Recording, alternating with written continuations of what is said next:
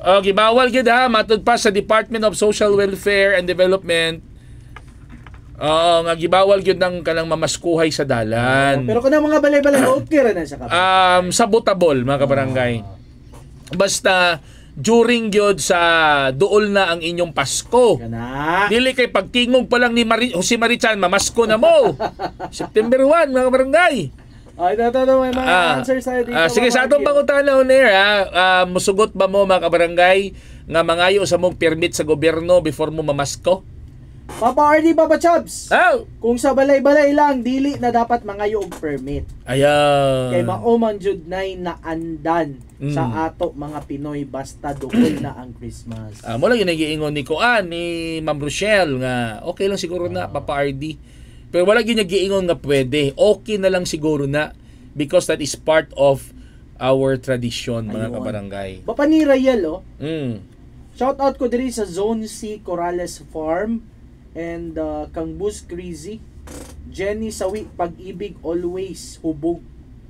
Uy, sawi daw sa Pag-ibig always. Julius Sumaria, good morning. Alice Humilyada, good morning. Julius Sumaria. Ay, brother Julius, mo ni akong amigo na ko na.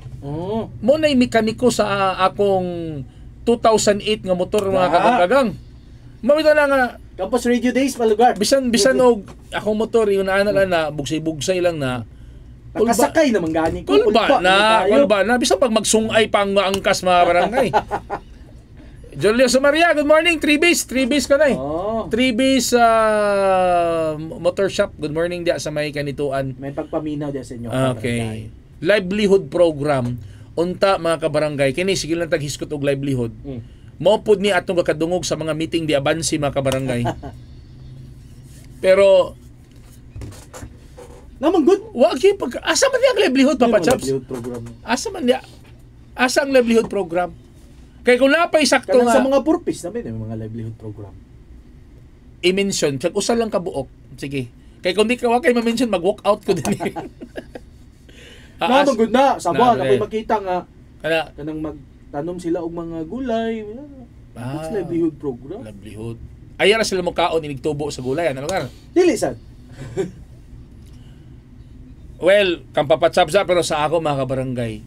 Wala ko na livelihood. Yeah, it's true. Pero mingon kag concrete livelihood program. Kana yung livelihood nga makapalit yung kag bugas ba? Anamay noon in fairness naamay kanang tupad. Oo, pero dili ba tanan maka-avail sa tupad.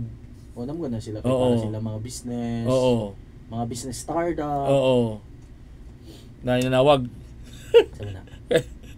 Kunyara ni gagaw kang parang Shopee na. Pero nga kung buti pasabot sa livelihood, kanag yung sustainable ba?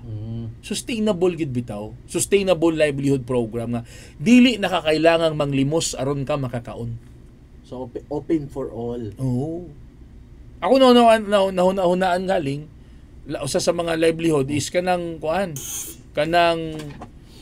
ang matag business establishments ana nga barangay mo gahin gid sila og budget para tagaag trabaho tong mga walay na human kanang dili basta-basta maka-apply kay elementary level or no grade at all. Pwede ba na? Mas maayo gid bitaw ba nga in barangay level. Barangay level kana man ay mga maglisting. Ba?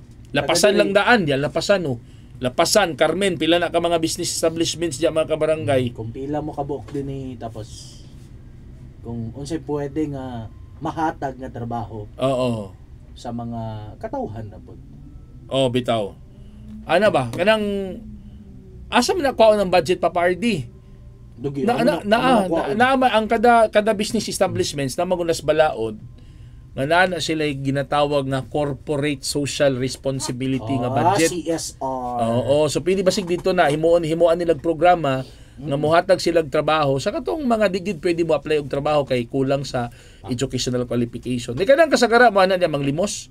Mo man ang mga no read no write, mga walay na human. Mohatag sila og kanang livelihood sa kanang mga senior citizen. Like, concrete gyud nga livelihood program. Tapos Konkreto. kanang daghan pod bitaw sila mapilian kay syempre 40-40 although lugar na gid nimo na meet ang qualification pero 40-40 sabi ni ang tao kaya no oy kani nga trabaho bagay ko ani. Pila na gunang ilang ipagsilig-silig pero before sa livelihood dapat na trainings. Na-train apart na nasa ilang CSR.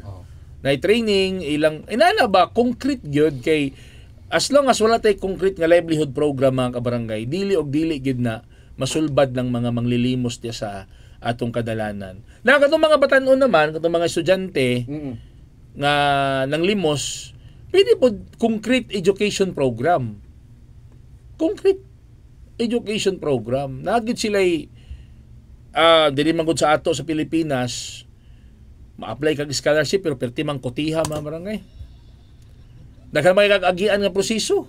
Pareha na sa kanang dapat mag-maintain ko og grade. Before anang maintain, para real talk ta ha, wala kay ID. Mukuha kag ID. Before ka tagag ID, pangayuan kag valid ID. Ano na bitaw? Uy, pwede ra man good PSA. Hindi na. Pwede ra PSA. O lagi, pero pag ato ni mo PSA, katakot-takot na naman. Katakot-takot na naman na proseso. Kana mga friendly ba? User friendly nga mga programa sa gobyerno ba?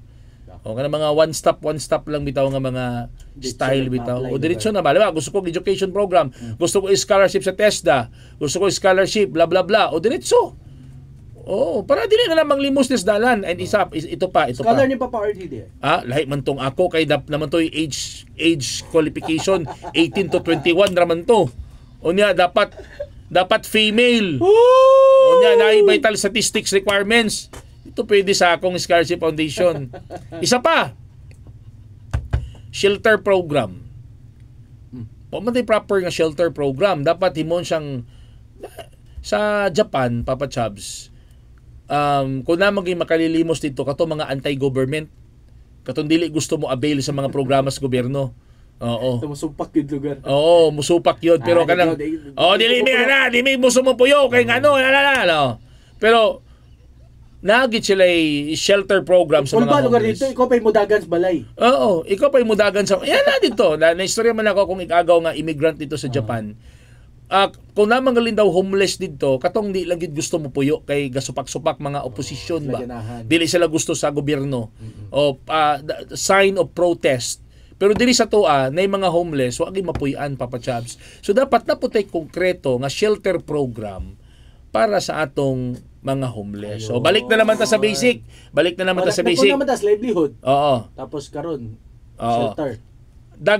Ang Pilipinas daghang kwarta. Kinahanglan lang improvement sa pag-align sa budget.